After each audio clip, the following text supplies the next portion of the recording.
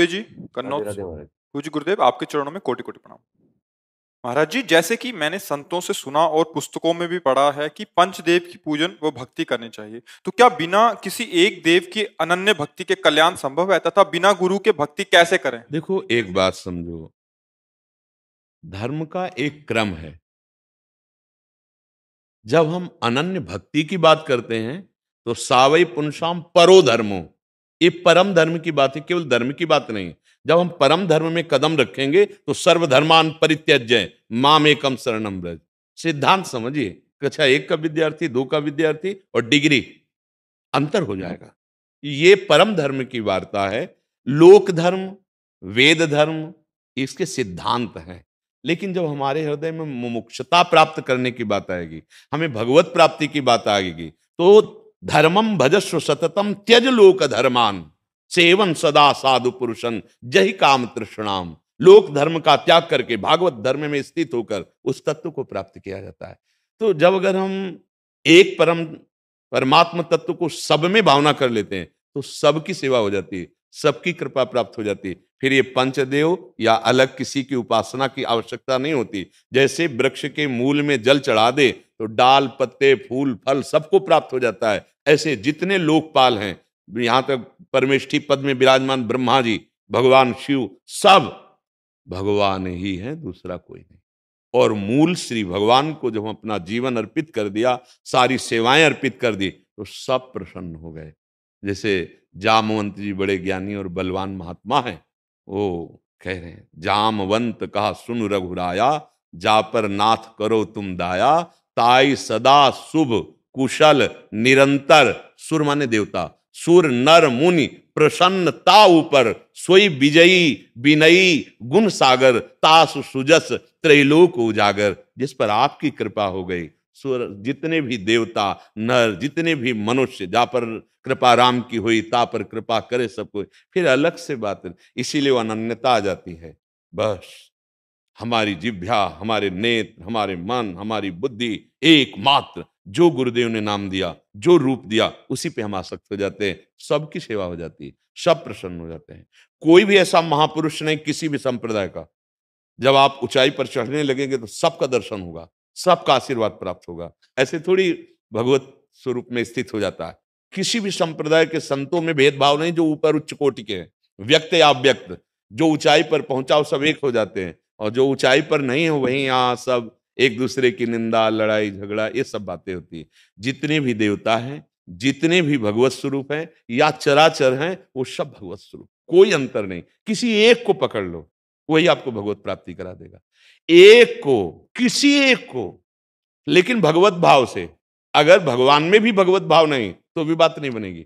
जैसे दुर्योधन की, श्री कृष्ण में भगवत भाव थोड़ी है, और विदुरानी जी को भगवत भाव है, तो दरवाजे में जे ही कौन, श्री कृष्ण, प्रेम की उच्च कोटि की दशा, देह भाव विस्मरण, ऐसी स्थिति विदुरानी जी की। भगवत भाव किसी एक में कर ले, भगवान निश्चित मिल जाते हैं। भगवत भाव। एक बार काशी में तुलसीदास जी महाराज, तुलसी घाट है, वहां विराजमान रहते थे। तो कभी काशी में शौच नहीं हुए, नाव थी, नाव से बाहर जाते, उस पार शौच होते। तो एक पेड़ था जो ऐसे बचता तो ऐसे स्वाभाविक डाल देते। तो एक प्रेत प्रकट हुआ और कहा, मैं प्रसन्न हुआ। उनका, मैंने कब आराधना आपकी की?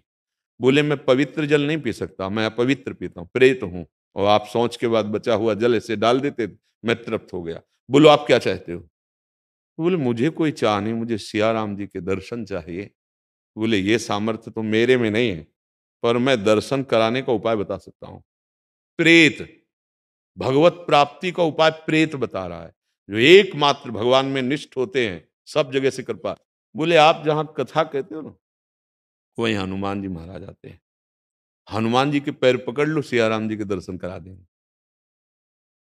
बोले, हनुमान जी को हम कैसे पहचानेंगे, कौन हनुमान जी?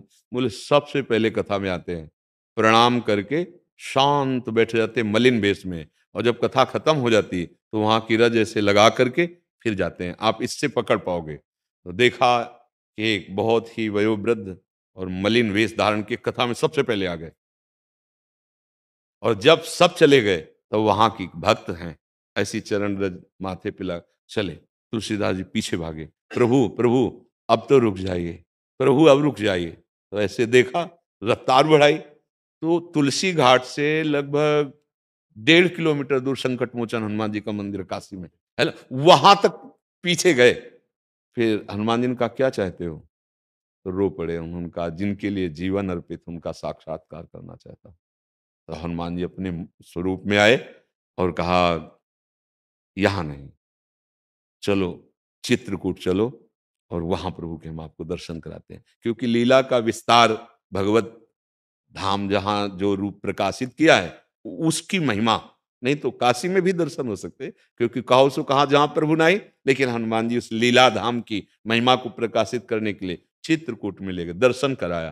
कैसे हुई दर्शन? आप विचार करके देखिए, एक प्रेत ने भगवत साक्षात्कार की पूरी भूमिका बना दी। यदि हमारा अपने इष्ट पर प्रेम है तो सबकी कृपा हमको प्राप्त हो जाएगी। हमको ये डरना नहीं कि अगर हम एक निष्ठ हुए तो अमुक भगवान हमसे नाराज हो जाएंगे, अमुक भगवान नाराज हो जाएंगे। ऐसा नहीं है, सब में वही समाया हुआ है, किसी एक को पकड़ लो। देखो प्रारंभ में सबकी भक्ति ऐसी होती है कि वो 10 चालीसा पढ़ेगा, शिव चालीसा, हनुमान चालीसा, ये ऐसे, और सब भगवान के स्वरूप विराजमान किए। लेकिन ये साधारण भक्ति जब असाधारण रूप धारण करेगी, तब फिर एक ही बात आ जाती है, जैसे मीरा जी की, मेरे तो गिरधर गोपाल दूसरो न। बिल्कुल अपनी अनन्य निष्ठा। क्या वो ये नहीं जानती मीरा जी कि दूसरे में सब में प्रभु विराजमान है? लेकिन प्रेम, प्रेम बहुत अनन्य हो जाता है, उसमें फिर ये बुद्धिमानी नहीं चलती। उसमें अपने प्रीतम के सिवा, मीरा जी को कहा जब गई राणा जी के यहाँ ब्याह होकर के, परिवार के जनों का देवी पूजन के लिए, तो उनका बस मेरे देवी देवता पति भगवान जो कुछ है वो गिरधर लाल हैं, दूसरा कोई नहीं। तभी तो वो बैर विरोध वहां वहीं से प्रारंभ हो गया कि ये तो कोई आज्ञा नहीं मानती, कोई कुल रीति नहीं मानती, केवल गिरधर। पर वो तो बहुत महापुरुष है ना, तो समस्त दुखों को झेला पर कभी अपने इष्ट से विमुख नहीं हुए। जहर पिलाया गया, रोज उनको प्रताड़ना दी जाती थी, क्या क्या कष्ट, पूरे चरित्र है। गिरधर का प्रेम प्रतिपल बढ़ता रहा, घटा नहीं। जैसा आप कहे पूछ रहे थे कि वो दुख क्यों, प्रेम बढ़ता है। अगर हमको कोई भी प्यार करेगा, हमने मान लिया प्यार किया, तो हमारी चित्तवृत्ति वहां जाएगी, हमारी आसक्ति चली जाएगी। सबसे बड़ी बाधा हो गई, मेरे प्रभु से हमारा मन हटा दिया, इससे बड़ा विघ्न क्या हो सकता है? और अगर मुझे अपमान मिलेगा, मुझे दुख मिलेगा, और मुझे अनुभव होगा कि संसार में प्रभु के सिवा मेरा कोई नहीं है, बात बन गई, जीत गए। मेरे तो गिरधर गोपाल दूसरो न, ये निष्ठा आ जाए, सब प्रसन्न हो जाएंगे। जितने देवता हैं, जितनी देवियां हैं, जितने भगवत स्वरूप हैं, सब कृपा कर देंगे, सब आशीर्वाद दे देंगे। पर ये बात जल्दी समझ में नहीं आती। या रात से रघुनाथ कर बेग न जाने कोई, अगर जान गया तो आनंदित हो गया। एक पकड़ लो, क्योंकि मन बहुत ठोर लगता नहीं, प्रीति बहुत जगह नहीं होती। प्रेम गलियत साकरिता में दो न समाये, एक जगह। अभी वो जो भक्ति होती है वो साधारण है। असाधारण भक्ति में भगवान अधीन हो जाते हैं। अहम भक्त पराधीनो असुतंत्र ईदुज। भगवान जिसके अधीन हो जाए, वो भक्ति जब रंग लाएगी तो आप एक हो जाएंगे। बस वही नाम, वही रूप, उन्हीं का चिंतन, उन्हीं का एक भरोसो, एक बल, एक आस विश्वास, एक राम घनश्याम हित चातक तुलसीदास। ऐसी हृदय में बात बैठ जाएगी, जैसे कोई तुम्हें कह दे इतने दिन से तुम इन देवता की या इन प्रभु की आराधना करो, कोई लाभ मिला? वो आपको प्रमाण देगा आपको लाभ नहीं मिला। आपका भी मन कह देगा लाभ नहीं मिला। आपका मन राजी हो जाएगा कि तो फिर आप बताइए मैं क्या करूं? नहीं, बने तो रघुबर ते बने, बिगड़े तो भरपूर। हमने जिसका वर्ण कर लिया, आप नहीं। आप चाहे बिगड़ जाए तो बहुत जय जय, और बन जाए तो जय जय। ये है उत्तम भक्ति का स्वरूप। हम सुख दुख के लिए थोड़ी प्रभु को अपना माना है, उनसे प्यार किया है, उनसे अपना वो परम सुख को प्राप्त हो जाएगा, वो परम लाभ को प्राप्त हो जाएगा। जैसे गोस्वामी तुलसीदास जी जब अनन्यता वर्णन कर रहे हैं, तो अपनी स्थिति भी वर्णन कर रहे हैं। जाकी कृपा लवलेश ते मतिमंद तुलसीदास हो, पायो परम विश्राम, राम समान प्रभु नाही को। विश्राम ही नहीं, परम विश्राम प्राप्त हो गया। पर वो एक, हम अनेक में फंसे हैं, एक में आना होगा।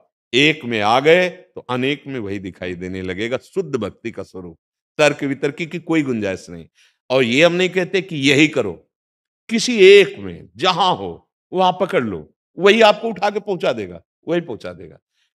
हम इसीलिए प्रेत का उदाहरण दिया है। वो तो आप देवता की बात करो, किसी एक को पकड़ लो और बस गंभीरता पूर्वक अनन्य हो जाओ, वो उठाता चला जाएगा, आपकी स्थिति बढ़ा। आप गणेश, अंबा, भगवान शंकर, कार्तिकेय, जो भी आपको नाम रूप एक पकड़ लो, वो उठा देगा आपको, ऐसी ऊंचाई पे पहुंचा देगा जहां से आप देखोगे सब एक हैं। बिना ये अनुभव हुए जीवन मुक्त नहीं होता है, ध्यान रखना।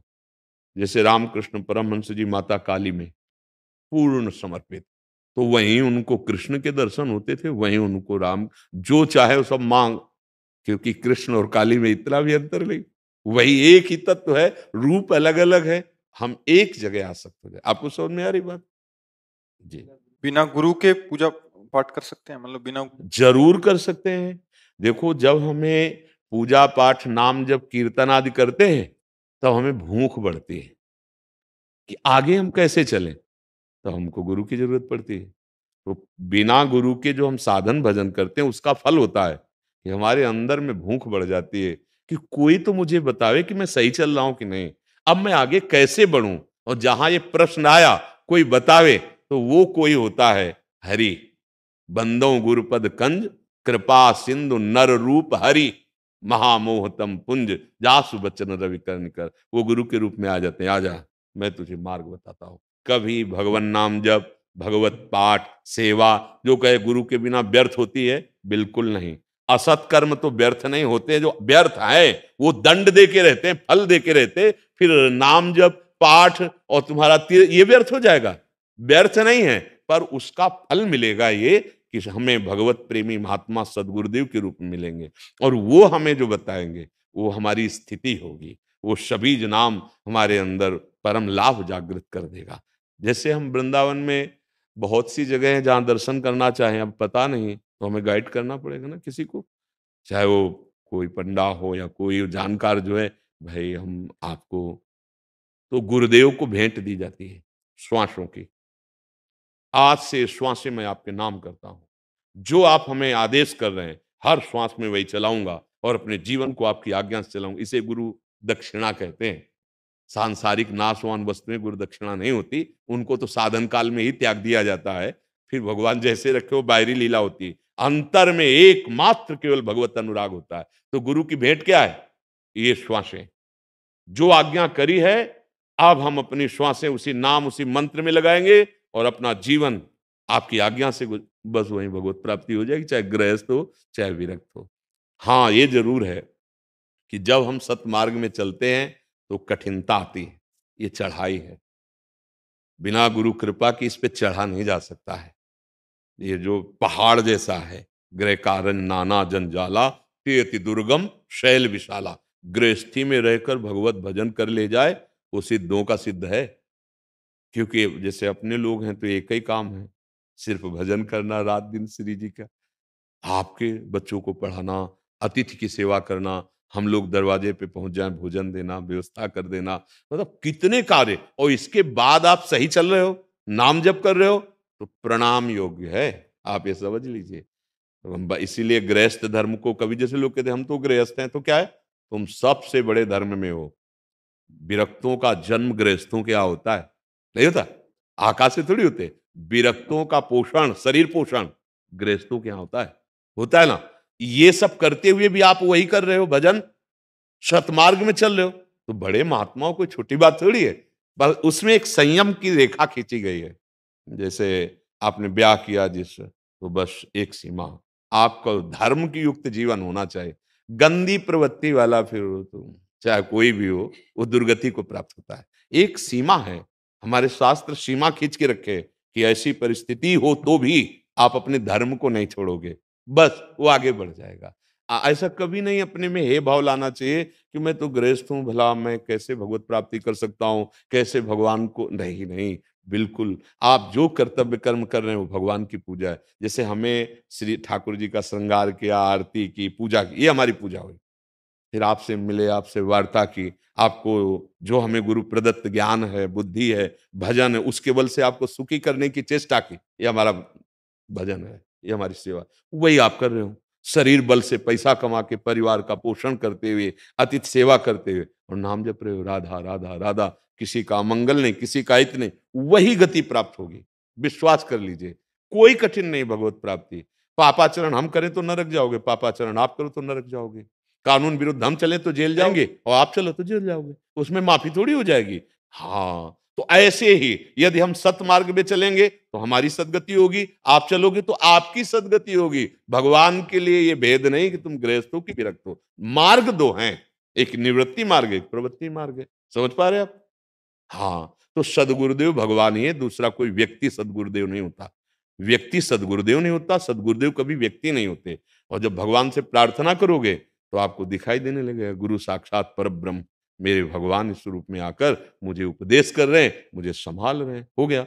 हम कहाँ गुरु ढूंढेंगे? पता नहीं हमारी खोज गलत हो जाए। विद्यार्थी कभी टीचर की योग्यता को थोड़ी जान सकता है, क्योंकि तो विद्यार्थी है। तो जो टीचर को भी जानता है, विद्यार्थी को भी जानता है, वो भगवान है। जो शिष्य को भी जानता है और गुरु को भी जानता है। उनसे प्रार्थना करे कि प्रभु मुझे सच्चे मार्ग में चलने वाला सदगुरुदेव प्रदान कीजिए। वो पहुंचा देंगे, या वो खुद आ जाएगा, या आपको पहुंचा दिया जाएगा। हम चयन नहीं कर पाएंगे गुरुदेव का, क्योंकि हमें ज्ञान ही नहीं। हम देखेंगे तो बाहरी बातें देखेंगे, और गुरुदेव बाहरी बात से माने नहीं जाते। बाहरी बात से थोड़ी माने जाते हैं। हमको इससे बाहरी बात नहीं देखनी, हमको ये देखना है अध्यात्म के लिए गुरु बनाया जाता है। जिनके दर्शन से, जिनके संभाषण से, जिनके पास जाने से हमारे दुर्गुण दुराचार नष्ट हो रहे हैं और हमारा सतमार्ग प्रकाशित हो रहा है, यही गुरु की पहचान है। और जब भगवान देंगे तो आपको तत्काल ये अनुभव हो जाएगा, हृदय शीतल होगा, और ये बात आएगी जिनकी मैं खोज कर रहा था वो मिल गए। अपनी खोज से पूर्णता नहीं होती, पूर्णता श्री भगवान की तरफ से होती है। वो ऐसा संयोग बैठाल देते हैं, वो ऐसे मिला देते हैं। तो सबसे पहले भगवान को गुरु माने, और साधना करे, नाम जप करे, शास्त्र स्वाध्याय करे, दूसरों की सेवा करे, अपने आप घर बैठे गुरु मिल जाएंगे। पक्का ध्यान देना हमारी बात पे। या तो वो आके वर्ण कर लेंगे, या तुम्हें वहां पहुंचा दिया जाएगा वर्ण करने के लिए, पर आपको प्रयास नहीं करना पड़ेगा, अनायास ही मिल जाएंगे। तो हम प्रार्थना करते हैं कि इस बात पर ध्यान नहीं देना चाहिए। पाप कर्म नहीं बेकार होता, फिर सत्कर्म कैसे बेकार हो जाएगा? अवश्य में हो, उसका फल अवश्य मिलता है। अगर गेहूं का बीज गया तो गेहूं जगेगा, और बम्बूल का बीज गया, भूमि उपजाऊ है तो जगेगा जगेगा। एक कर्म भूमि है। समझ पा रहे हैं आप? राम दीक्षा प्राप्त होगी तब तक क्या जब करा। अब हम तो आशिक हैं राधा राधा राधा। अब हमारी बात सुनोगे तो केवल राधा ही राधा है, और जो आपको नाम प्रिय लगे सो नाम जप करो। हम वृंदावनवासी, राधा उपासी, हमारी तो श्वास प्राण जीवन सिद्धि साधन सब राधा राधा है। अगर आपको पसंद आ जाए तो राधा राधा जपो, अगर आपको रामकृष्ण हरि जो नाम पसंद आए वो नाम जप करो। हमारी छाती की बात पूछोगे तो यहाँ केवल महारानी जी का राज्य है, अलवेली सरकार लाडली जी का बस। अब यत्र यत्र मम जन्म कर्म भिन्न नारके परमे पदे थवा, सुख दुख की क्या बात, गति दुर्गति की भी परवाह नहीं। अब तो देखो, जब प्रेम किया जाता है ना, तो ये सब बातें झाड़ू लगा दी जाती है। क्या परिणाम होगा, क्या लाभ मिला, क्या मिलेगा, प्रेमी ये नहीं देखते ना। चाहे जैसी परिस्थिति हो, चाहे जैसा दुख हो, अपने प्रीतम को गले लगाने का मन होता है बस। अपने प्यारे को देखने का मन, दरस बिन दुख न लागे नैन। ये सब कूड़ा करकट नहीं रहता कि हमें सुख मिले, हमें लाभ मिले, हमें सम्मान मिले। हाँ, घोर अपमान मिले, दुख मिले, हमारी दुर्गति हो, पर हम आपको कभी यत्र यत्र मम जन्म कर्म भीर नारके परमे पदे थवा, राधिका रति निकुंज मंडली तत् तत् हृदय में विराजताम। मेरे हृदय में प्यारी जो और प्यारे जो मुस्कुरा रहे हैं, बस अब चाहे मुझे नरक भेजो चाहे परम पद भेजो, मुझे इसकी कोई परवाह नहीं। प्रेम, ये वृंदावन प्रेम धाम है, यहाँ प्रेम का राज्य है। यहाँ ज्ञान भक्ति, जो साधारण भक्ति, कर्म व्रत योग, सब यहाँ दासत्व को प्राप्त होते हैं, क्योंकि सबका फल है प्रीति। ढाई आखर प्रेम के पढ़े सो पंडित होए। और श्री कृष्ण के हृदय का मूर्तिमान प्रेम हमारी राधा किशोरी है, हमारी लाडली जो है। हमें तो पता ही नहीं था, ये भगवान महादेव जी ने दिया है। काशी विश्वनाथ जी की कृपा से ये मार्ग और ये सब तो अब जहां स्थित कर दिया, अब ये भगवान विश्वेश्वर ज्ञान समुद्र भगवान शंकर की कृपा से मार्ग मिला। और जिस चीज को वो शंकर जी की कृपा से मिलता है, ये भी बात बता दे, जा पर कृपा न करहि पुरारी, सो न पाओ मुनि भगत का बारी। नरसिंह मेहता जी को सीधे रास में प्रवेश दिला दिया। नरसिंह मेहता जी को सीधे भगवान शंकर महाराष्ट्र में प्रवेश दिला दिए। भगवान शंकर की कृपा से अब तो बेल फैल गई, जाने सब कोई राधा राधा राधा राधा। अगर पकड़ पाओ, ये अच्छा लगे तो पकड़ लो, नहीं हमारे भगवान के बहुत से मार्ग हैं, बहुत से रूप हैं, बहुत से नाम हैं, सब समान फल देने वाले हैं। जो नाम प्रिय लगे जपना शुरू कर दो, उसी से लाभ प्राप्त हो जाएगा, उसी से विश्राम मिल जाएगा। कोई भी नाम कम नहीं है, क्योंकि वो भगवान का है। जो प्रिय लगे आपको, जो प्रिय लगे जपो। दुष्यंत चौहान जी, सहारनपुर, उत्तर प्रदेश से। राधे राधे महाराज। गुरुदेव, आपके चरणों में कोटि कोटि प्रणाम। महाराज जी, सदगुरु धारण करने के पश्चात उनके शरीर का अधिक संग ना कर पाने के कारण हृदय दुखी रहता था, किंतु आपको सुनने के पश्चात ये ज्ञात हुआ कि एक ही गुरु तत्व सर्वत्र व्याप्त है, अतः अब आप में ही वही सदगुरुदेव की छवि देखते हैं। महाराज जी, मेरा प्रश्न यह है कि महापुरुष, संत जन व भक्त जन जो सुख या दुख में समान भाव से स्थित रहते हैं, तो भी वो प्रभु से अपने लिए दुख ही मांगते हैं। हम जैसे संसारी लोग सदैव दुख से घबरा जाते हैं, दुख को भगाने के लिए प्रयास करते रहते हैं, किंतु भक्तों ने सदैव दुख का आलिंगन चाहा है। ऐसा क्यों महाराज जी? किसी आदमी के पेट में ऐसा ब्रेन फोड़ा या ऐसा कुछ है जिसको ऑपरेशन करवाना जरूरी है, और वो डॉक्टर के पास जाता है, पैसा देता है, पेट चिरवाता है, कष्ट सहता है, लेकिन उसका लक्ष्य क्या होता है कि संपूर्णतया हमारा ये दुख जो प्रकट हुआ है ये नष्ट हो जाएगा। समझ पा रहे ना? ऐसे ही हमारी वृत्ति राग में फंस गई है। राग से हमें सुखानुभूति होती है, झूठे जगत में राग से सुखानुभूति होती है, द्वेष से हमें क्रोध आता है। ये दो वृत्तियां सबके हृदय में है, राग और द्वेष, ये मायाकृत हैं। अगर हम रागात्मक वृत्ति से किसी भी वस्तु, व्यक्ति, स्थान या इस शरीर का भोग करते हैं तो हम बंधन युक्त होते हैं। और राग को नष्ट करता है अपमान, निंदा, प्रतिकूलता, ये नष्ट करता है राग को। जैसे भरथरी जी से जब भगवान शंकर प्रसन्न हुए तो उन्होंने यही वरदान मांगा कि सम्मान पूर्वक कभी मुझे अब जीवन में भिक्षा ना मिले। चक्रवर्ती सम्राट थे। क्यों? सम्मानम कल्याति घोर गर्लम नीचापमानम सुधा, श्री राधा मुरलीधरो भज सखे वृंदावन माते। ये सम्मान, ये प्रशंसा, ये सुख, ये रागात्मक वृत्ति से बांध कर भगवान से विमुख करने वाला है बड़े बड़ों को।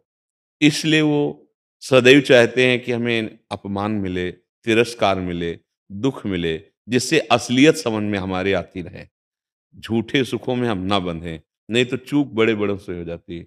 श्री अक्रूर जी महाराज बहुत बड़े महाभागवत हैं, जिनकी प्रशंसा श्री सुखदेव जी ने की। जब वो मथुरा से वृंदावन आते हैं दाऊ दादा और लाल जी को लेने के लिए, कृष्ण और बलराम को लेने के लिए, तो रथ में बैठे बैठे चरण चिन्ह देखे जिसमें जौ, अंकुश, वज्र, ध्वजा आदि चिन्ह थे। ओहो, ये मेरे तो स्वामी के लौट गए।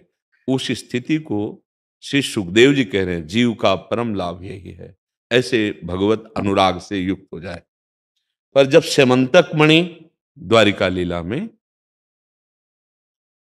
सत्यराजित ने तप करके भगवान सूर्य को प्रसन्न करके प्राप्त की थी, बड़ी कथा है, हम सारांश में बताना चाहते हैं।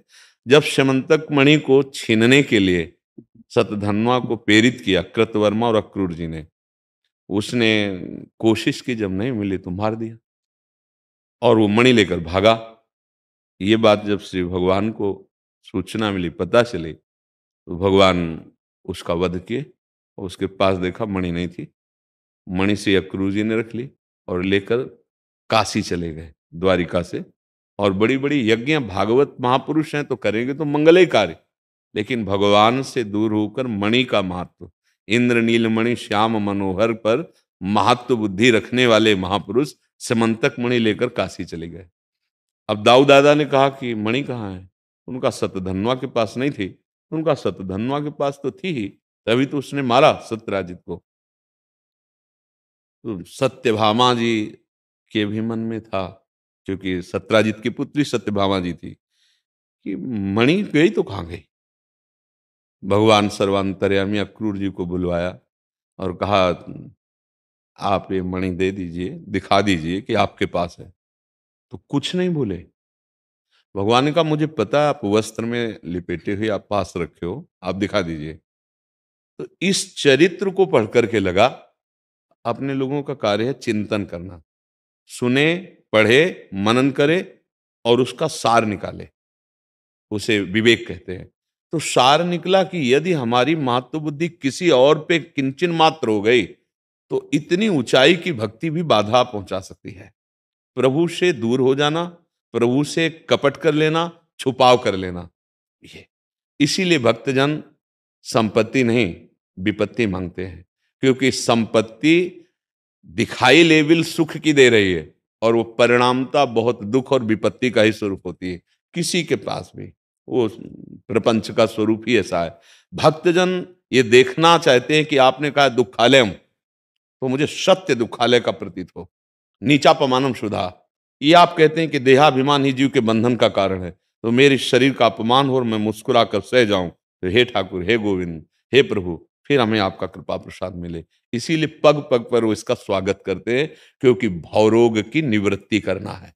जैसे वो उदर में व्रण का ऑपरेशन करवाना है, तो पता है कटेगा, पता है महीनों बिस्तर में दुख भोगेंगे, लेकिन सुख की लालसा से कि ये निकल जाएगा, मैं सुखी हो जाऊंगा। ऐसे ही भगवत प्रेम, तत्व बोध, इसकी लालसा से भवरोग को मिटाने के लिए महात्मा जन, वो चाहे गृहस्थ हो चाहे विरक्त हो, हर दुख को, हर अपमान निंदा को गले लगाकर आगे बढ़ते हैं। ये तो भगवान की भक्ति है। आप देशभक्ति में देखिए ना, परिवार से वियोग, बहुत दूर रहना, नाना प्रकार के कष्टों को, प्रकृति के कष्टों को सहना, केवल राष्ट्र रक्षा के लिए प्राण रूपी पुष्प को देश पे बलिदान कर देना। कोई भी मार्ग हो, जहां हमारी भक्ति, चाहे राष्ट्र भक्ति, चाहे भगवत भक्ति, चाहे जिसकी हम भक्ति करें, हमें दुख सुख समान भाव से सहते हुए अपने लक्ष्य पर दृढ़ होना है। तो इसलिए बड़े बड़े महात्मा जन, बड़े बड़े भक्तजन अपने जीवन में दुख को गले लगाते हैं और भगवान कृपा करके देते हैं। और ये दिखाते हैं, जैसे कुम्हार अपनी मटकी को जब आवे पे पका देता है तो बाजार में रख के बजा के दिखाता है कि आप कोई भी इसमें रस रखो, ये फूटेगी नहीं। ऐसे भगवान अपने भक्त को दिखा दिया जगत में। जैसे प्रहलाद जी को कितना कष्ट दिया गया हिरण्यकश्यप ने, जैसे ठाकुर हरिदास जी चैतन्य महाप्रभु के परिकर में कितना कष्ट, 22 बाजारों में कोड़े मार मार कर उनकी खाल खींचने का क्या दंड, इतना भयानक। तो अपराध क्या? बोले बस हरे कृष्ण नाम जप रहे थे। ये अब अगर लौकिक दृष्टि से देखे तो हृदय घबरा जाएगा। भगवान के मार्ग में इतना कष्ट नहीं। हृदय में जो भगवान का प्यार मिलता है, जो वास्तविक सुख मिलता है, उसके आगे कुछ नहीं। ये तो नाटक है, ये तो माया का नाटक है। भयानक दुख की स्थिति में भी परम सुख की स्थिति रहती, इसे भगवदानंद कहते हैं। अनुकूलता प्रतिकूलता ये द्वंद्व हैं, इनमें समान हो जाना यही भक्ति का फल है, यही लक्ष्य है। निर्माण मोहा जित संग दोषा अध्यात्म नित्या विनुवृत्त कामा द्वंद्व विमुक्ता सुख दुख संगई गच्छन्त मूढ़ा परम पद। वो जो परम पद है, अव्यय पद है, उसमें पाने के लिए, उसमें जाने के लिए हमें इनको सहना पड़ेगा। तपस्या तो बहुत लोगों ने की है। हिरण्यकश्यप ने तपस्या की। जिनके हृदय में भगवत प्राप्ति की लालसा नहीं, उनकी तपस्या, उनका व्रत, उनका नियम, उनका दान पुण्य सब व्यर्थ चला जाता है। कैसे व्यर्थ चला जाता है? जब कर्म अवश्य फल देता है तो व्यर्थ कैसे चला जाता है? अवश्य में भोक्तव्यम कृतम कर्म शुभाशुभम। जिसके हृदय में दूसरों से सुख लेने की और दूसरों को प्रताड़ित करने की, कष्ट देने की भावना है, वो कुछ भी कर ले, वो कभी लाभ को प्राप्त नहीं हो सकता। और जो भक्तजन होते हैं वो दुख सहकर दूसरों को सुख देते हैं। एक बृकासुर नाम का राक्षस हुआ है। उसके मन में आया कि मैं संसार को भस्म कर दूं। जो आसुरी प्रवृत्ति होती है, वो दूसरों को तड़पाना, दूसरों को दुख देना, दूसरों की हिंसा करना, इसमें उसको सुख मिलता है। आसुरी प्रवृत्ति बढ़ रही है इस समय, बहुत बढ़ रही है। दूसरों से जबरदस्ती सुख लेने की भावना को आसुरी वृत्ति कहते हैं। वो कुछ नहीं देखती, पूज्य जन है, प्रियजन है, पोषित जन है, ये नहीं देखती, वो केवल अपना सुख देखती है। उसने विचार किया कि पहले मुझे तपस्या करनी चाहिए। भगवान नारद जी मिल गए, उनसे पूछा कि कौन ऐसा भगवान है जो बहुत जल्दी प्रसन्न हो जाता है। तो आशुतोष, जो बहुत जल्दी प्रसन्न होने वाले भगवान शिव, आशुतोष मान शीघ्र प्रसन्न होने, बोले भगवान शंकर हैं, देवादिदेव महादेव और धरदानी, बहुत जल्दी प्रसन्न हो जाते हैं। तो उसने उनकी आराधना प्रारंभ की। अब आसुरी स्वभाव, तो देखा महादेव तो प्रकट नहीं हो रहे, तो अपने शरीर का मांस काट के वो अग्नि में हवन करता महादेव जी के मंत्र से। तो भगवान शिव प्रकट हुए, उसने काहे को ऐसा करते हो?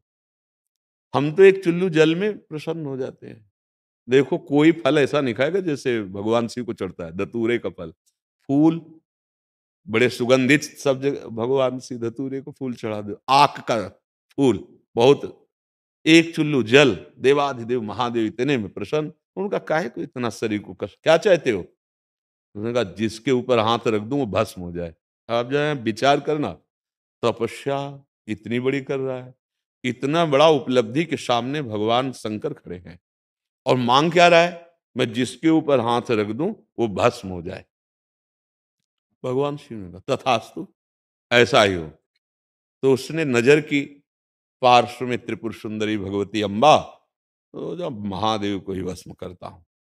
ये तपस्या, व्रत, तीर्थयाटन, संयम कुछ भी कर लो, यदि आपके अंदर भगवत भाव नहीं है वो सब व्यर्थ चला जाता है।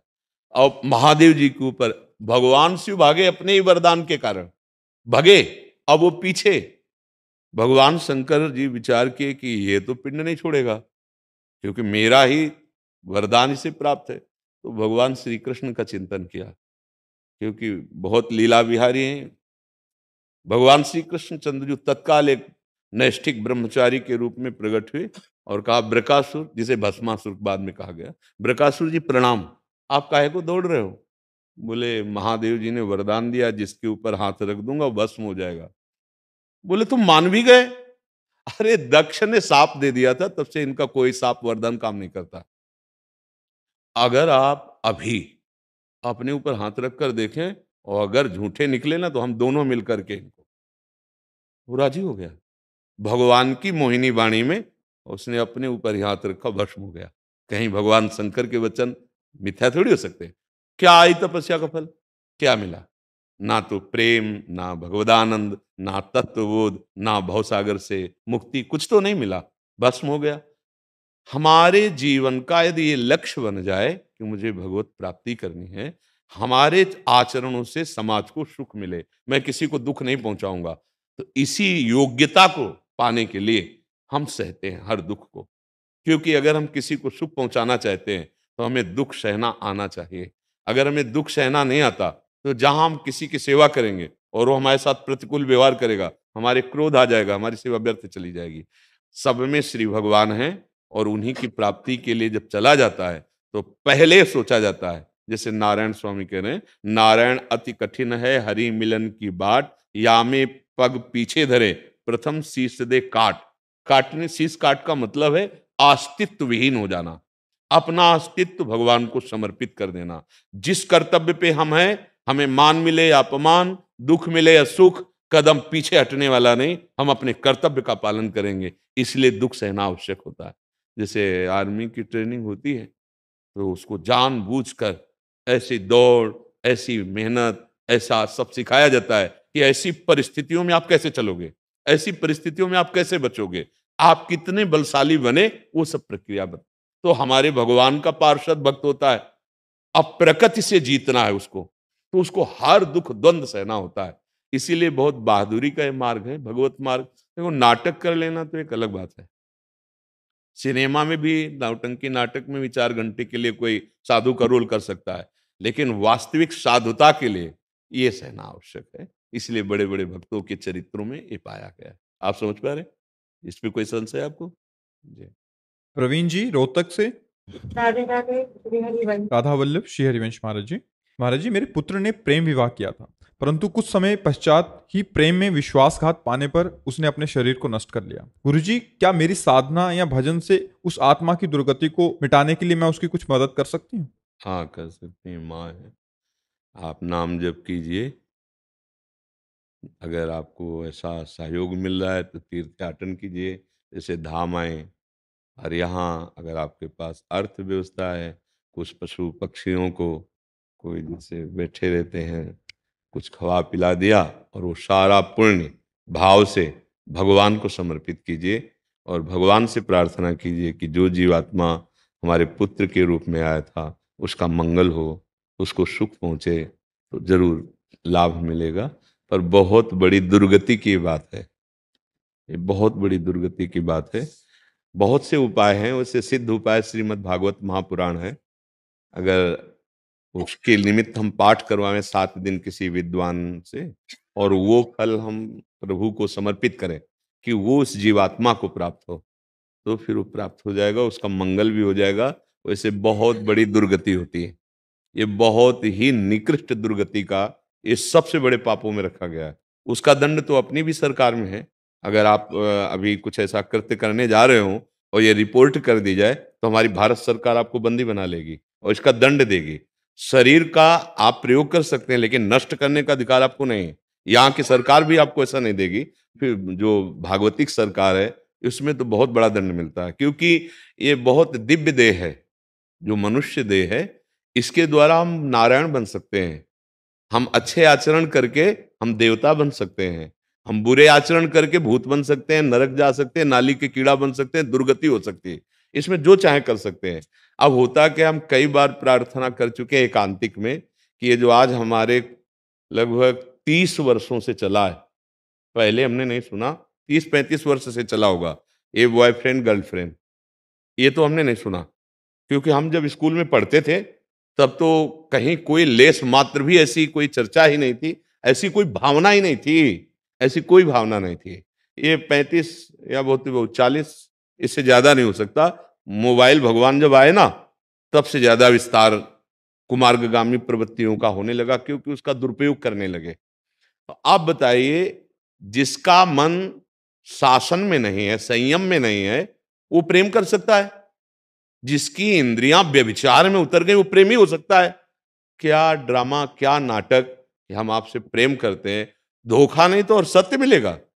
धोखा ही है। अगर टिके हुए भी हो तो भी धोखा है। आप देख लेना, परिणाम में देख लेना। क्यों? यहां आए किस लिए हो? संयम से चलकर, माता पिता की आराधना करके, उनकी अनुमति लेकर के, गृहस्थ धर्म या विरक्त धर्म जो भगवान दे उसका पालन करते हुए भगवत प्राप्ति के लिए। आज माता पिता को कुछ नहीं समझा जाता है। नए बच्चे ना अवहेलना कर देते। कितने यहाँ आकर के ये इस विषय की चर्चा करते हैं। हम सब नवीन भाइयों से यही समझाना चाहते हैं, मित्रता करना बुरा नहीं है, प्रेम करना पाप नहीं है, लेकिन व्यभिचार करना पाप है। आप जब तक एक को वर्ण कीजिए और आजीवन निर्वाह का नियम लेकर माता पिता के सामने पेश हो जाइए, चाहे वो सरकार से आपको पास करवा दें या आप स्वयं पास कर दें, और आजीवन रहिए, दुख सुख को समान भाव से सहिए, कोई पाप नहीं। लेकिन जब तक संस्कार ना हो जाए, तब तक दोनों एक मित्र की तरह पवित्र रहिए। देखो आपका जीवन कैसा बनता है। ये क्या चरित्र है? 4 दिन इधर, 4 दिन इधर, बोले उससे ब्रेकअप और उससे फिर प्यार, फिर उससे ब्रेकअप, फिर उससे प्यार। इसको क्या हम शब्द दें? क्या कहेंगे इसे? आप विचार करो। वो कभी जीवन निर्वाह कर सकती है, कर सकता है, दोनों के लिए हमें। तुम कभी एक का वर्ण करके रह सकते हो? थोड़ी बात देखो, ये रसेंद्रिय है। इसको 4 होटलों को पवाओ और फिर अपने घर की रसोई का 1 महीना पाके हमें दिखाओ। 2 ही दिन में मन कहेगा कि चाहे 4 परेठे लाओ, एक दुकान के ले आओ। क्योंकि आपने अपनी रसेंद्री को छूट दे दी है। अब वो कैसे रह सकती है एक रसोई में? ऐसे ही पूरा उदाहरण ले लो जीवन का। आपने व्यभिचार प्रवृत्ति का स्वागत किया अपने जीवन में। अब आप एक पति से प्रेम कर लेंगी या एक पत्नी से प्रेम कर लेंगे? अब इस बात को समझा नहीं जा रहा है। 4 दिन बाद धोखेबाजी शुरू होती है और फिर या तो क्रोध में आकर वो उसकी हत्या कर देता है, या फिर ऐसे ऐसे सब जो नौटंकी नाटक हो रहे हैं। हाँ, ये है लव मैरिज, ये है प्यार। वाह भाई, प्यार। प्यार को तो हमने आज तक ये समझा है कि अपने को दुख देकर सामने वाले को सुख पहुंचाना। जिसको अपने प्यार किया है उसको सजाना, जीवन भर उसकी खुशी के लिए अपने को बलिदान कर देना, इसे प्यार कहते हैं। चाहे राष्ट्र से प्यार करो, चाहे भगवान से प्यार करो, या किसी व्यक्ति को भगवान मान करके प्यार करो। आप ऐसे करो, अभी आनंद आ जाएगा। लेकिन हम प्यार करते हैं हमारे अनुकूल चलो। समाज का स्वरूप देखो ना। हाँ, हमारे अनुकूल चलो, इसे प्यार नहीं कहते। अपनी इंद्रियों की विलासता को प्यार नहीं करते। प्यार में मिटना आता है। हमारे देश से प्यार किया तो वंदे मातरम, फांसी का फंदा ऐसे गले में चूम के डाल लिया जैसे ब्याह का जयमाला। क्या प्यार एक दूसरे से करते हैं यार, धिक्कार है। हाँ, धोखा दे दिया, वो उसकी हत्या करवा दी, ये प्यार है? नौटंकी नाटक में फंस रहे हो। नहीं, हम कहते करो मित्रता, हम आदर करते हैं आपकी मित्रता का, लेकिन दोनों पवित्र रहना। जब तक तुम्हारा आजीवन का नियम न बन जाए कि हम दोनों एक गृहस्थी धर्म में बंध कर आजीवन रहेंगे, अब आओ और संस्कार करो, फिर अपने विचरण करो गृहस्थ धर्म में। ये कौन सा भैया मलिन आचरण शुरू हो गया, हमारी तो समझ में नहीं आता। नवीन बच्चे जरूर कटु वचन मानते होंगे कि ये ऐसा कहते हैं। अब एक और चला है, अभी वो चर्चा हुई थी लिव इन रिलेशन।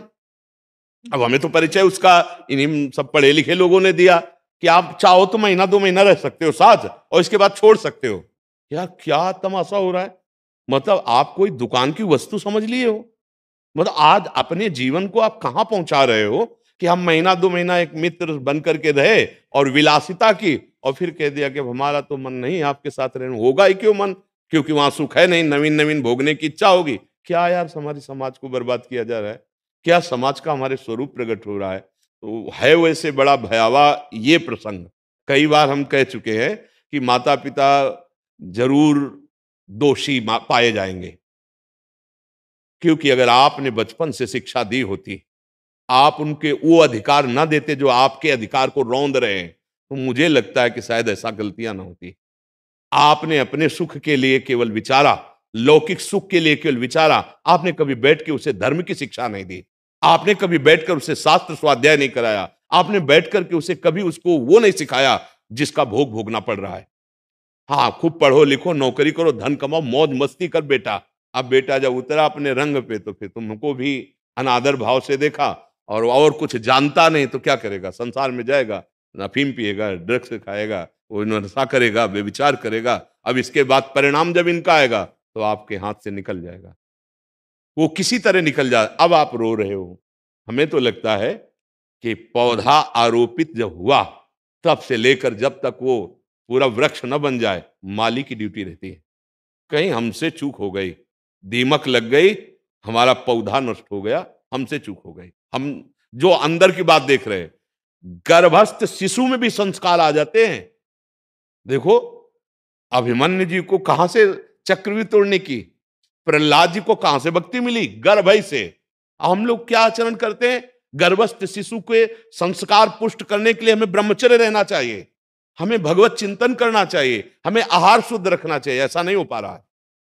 जहां बच्चा गर्भ में आता है, बस अब एक तपस्वी जैसा जीवन, उसके कल्याण के लिए, उसके संस्कार के लिए, उसको स्वस्थ रखने के लिए माता पिता में इतनी क्षमता है। मनमानी आहार, मनमानी विहार, तो उसी का लक्षण उसके अंदर पड़ रहा है और वही आ जाकर अपना विस्तार करता है, तब बाद में रोना होता है। हाँ, आप जैसे संस्कार देंगे वैसे बच्चों में पड़ेंगे। वो नवीन पीढ़ी है। हम बहुत प्रार्थना करते हैं बच्चों से मित्र जैसा व्यवहार करो, दोस्त जैसा। जब थोड़ा बड़े होने लगे, पास बैठा लो, एकदम खुला कर दो, तुम्हारे मम्मी पापा ही नहीं, तुम्हारे दोस्त भी हैं, तुमसे कोई भी गलती की बात आवे तो हमें तुरंत बताना, हम तुम्हारा साथ देने वाले हैं, तुम्हें नष्ट करने वाले नहीं, तुम्हें दुख देने वाले नहीं। अगर ऐसी हम छूट दिए होते और वो हमसे बताता कि, तो हम फिर उस पर चिंतन करते माता पिता कि ये उचित है कि, क्योंकि बच्चा है वो बिगड़ने जा रहा है। हमने ऐसे संस्कार ही नहीं दिए। छोटा बच्चा कहता है अरे देखो तुम अपनी बात, हम स्वतंत्र, हम कर लेंगे, वो ऐसे जवाब दे देता है माता पिता को। कैसे संस्कार दिए जा रहे हैं। प्रात काल उठ के रघुनाथा, मात पिता गुरु नावई माता। ये हमारी भारतीय संस्कृति है। स्वयं रघुनाथ जी भगवान ऐसा आचरण करके बता रहे हैं। कौन नौजवान, कौन नवीन अवस्था का बालक ऐसे ही छू लो ना माथा रखो, अरे चलो पैर न छुओ तो उनकी बात मान लो, कुछ नहीं रह गया है। कोई बिरला ऐसा होगा हजारों में एक जो माता पिता को माता पिता मानने के लिए तैयार है। नहीं, आज जो बुद्धि बदलती चली जा रही ना बच्ची मानती है, नहीं हम स्वतंत्र हैं, न बच्चा मानता है। अब वो सब दोनों एक ऐसे रास्ते में चले जा रहे हैं जहां दुख, संशय, नाश, पतन यही है। आज का प्यार, आज की मित्रता, कहां विश्वास रह गया। देखो कैसा भाव बढ़ रहा है। पति पत्नी के बीच में अविश्वास, माता पिता पुत्र के बीच में अविश्वास, भाई भाई के बीच में अविश्वास, मित्र मित्र के बीच में अविश्वास। क्या यार जीवन रह गया। अरे मित्र मित्र के लिए ऐसा विश्वास होता था, प्राण त्यागने वाला होता था। पति पत्नी का संबंध ऐसा, जीवन भर दुख सुख सहते हुए, हाँ धर्म पूर्वक चले, माता पिता को भगवान समझा जाए, ये हमारा धर्म है। पर आज जो समय हम यही उपकार मानते हैं कि आप सब आकर बात सुन रहे हो धर्म की, शास्त्र की, ये हम पे बड़ा उपकार कर रहे हो, हम पे बड़ी कृपा कर रहे हो, यदि आप सुधर गए, आपके विचार सही हो गए, तो हमारा जीवन, हमारी साधना सार्थक हो जाएगी। यही हम समझाने के लिए, चाहे जैसी परिस्थिति हो, आपसे मिलते हैं कि आप समझ जाओ, ये कोई सुख देने वाला नहीं है। देखो, जब आपका पवित्र हृदय होता है, फिर कोई साथी मिलता है, तो एकदम समर्पण हो जाता है और लगता है मेरा जीवन साथी है। अब वहाँ सैकड़ों हमारे हृदय में आ गए हैं, चले गए हैं, अब उसका अभ्यास बन गया है, अब वो टिकेगा नहीं, न एक जगह टिकेगा, न एक बात में टिकेगा। हमारे इशारे को समझ लो। अब उसका जीवन क्या होगा? वो कह रहा है कि तुम्हें जो करना करो, हम रोकते हैं क्या? वो कहे तुम्हें जो करना करो, हम रोकते हैं क्या? आप हमें डिस्टर्ब मत कीजिए। वो अपनी बैग उठाए, वो अपनी बैग उठाए, अपने, और रहे एक ही मकान में रहे, दोनों का मन नहीं मिल रहा, दोनों के आचरण नहीं मिल रहे। क्या भला है जीवन है गृहस्थी का? ये क्या जीवन है? अब क्या सुख इनको मिलेगा? भाई सुख मिलता है प्रीति में। जैसे हम मित्र मित्र बैठते हैं, तो प्रीति का सुख है। अगर हम पति पत्नी प्रीति करें, कितना सुख है। अगर पुत्र प्रीति करे माता पिता में, कितना सुख। यदि माता पिता प्रीति करे, तो मुझे लगता है अगर वो प्रीति न किए होते तो आप इतने बड़े नहीं हो जाते। तुम्हारी शौच धोई, तुम्हें स्नान कराया, अपनी छाती का दूध पिलाया, तुम्हें इतना बड़ा सयाना किया, उनकी प्रीति में संशय मत देखो। संशय हमारी प्रीति में। उन्होंने अपना कर्तव्य कर दिया, बड़ी मेहनत करके माता पिता पढ़ा लिखा करके जब ऊंचे पदवी पे बैठालते, तो बेटा उन्हें नौकर कहता है।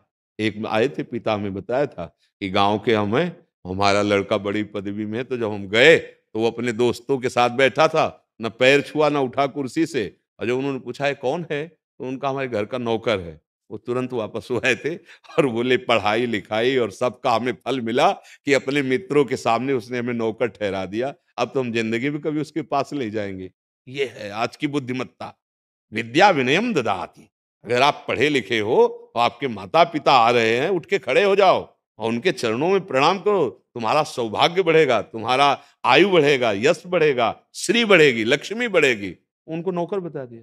वारी पढ़ाई लिखाई, वारे तुम्हारे वीआईपी स्तर कि तुमने अपने पूज्य पिता को नौकर बता दिया। तो भाई आप समझना हमारी बात को कि जब तक तुम शास्त्रों का स्वाध्याय नहीं करोगे, आध्यात्मिक प्रवचन नहीं सुनोगे, नाम जप नहीं करोगे, भगवान का आश्रय नहीं लोगे, तो बुद्धि तुम्हारी अशुद्ध ही रहेगी और उसके द्वारा जो आचरण होंगे वो दुर्गति कराने वाले होंगे। क्या देखा उसने संसार का? क्या करने आया था, क्या कर बैठा? तो हमें लगता है सुधार होना चाहिए। हम लोग अपनी बुद्धि को सुधारे। जो भगवान का नाम प्रिय हो, नाम जप कीजिए। राधा राधा राधा राधा, कृष्ण कृष्ण राम राम, जो अच्छा लगे। और कुछ समय रखिए सत्संग सुनने का।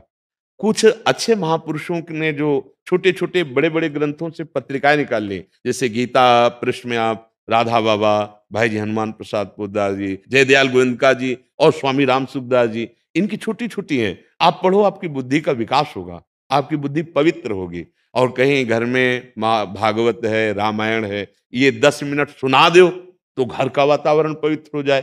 कीर्तन करो, नाम कीर्तन, घर पवित्र हो जाए। नाम संकीर्तनम यस्य सर्व पाप प्रणाशनम। पर अब ये नहीं होता है। अब तो प्रपंच की बातें होती हैं। आज की दिनचर्या देखो, मतलब 11, 12, 1 बजे तक तो खान पान और सब विलासिता, और इसके बाद सो गए 9, 10 बजे तक। अब बताओ, जो ब्रह्म मुहूर्त का समय भजन का है, जीवन को प्रकाशित करने का, वो सोने में जा रहा है, बुद्धि क्या होगी? इसलिए सब सावधान रहो। जैसी ये माँ दुखी है, हम चाहते हैं ऐसी कोई माँ दुखी ना हो। आप लोगों का जीवन मंगलमय हो, आप विचारवान बने, अपने दोस्त को विचार पूर्वक चयन करें। जीवन ऐसे खिलवाड़ में मत नष्ट करें कि हम मनोरंजन में जीवन नष्ट करें, नहीं तो पूरा जीवन आपको इसको भोगना पड़ेगा।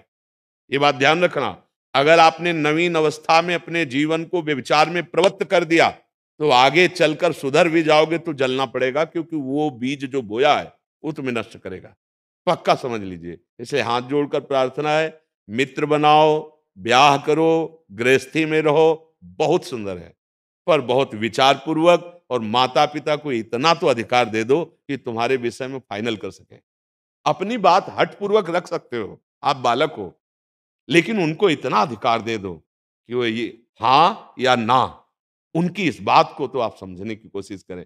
हमें लगता है राक्षस की बात नहीं कर रहे हम, लेकिन जो माता पिता होते हैं वो जीवन भर यही चाहते हैं जो माता पिता का हृदय, मुझे जैसा लगता है, राक्षस की बात नहीं कह रहा, जैसे आजकल कुछ उदाहरण आने लगे हैं, वो बात नहीं कह रहा हूं। वो क्या, हमें तो लगता है हर माँ का हृदय, हर पिता का हृदय, अगर आप उसको गाली भी दे के जाओगे तो यही चाहेगा कि मेरे बेटे को कोई गाली न दे, मेरे बेटे को कोई ठोकर भी ना लगे, मुझे जैसा लगता है।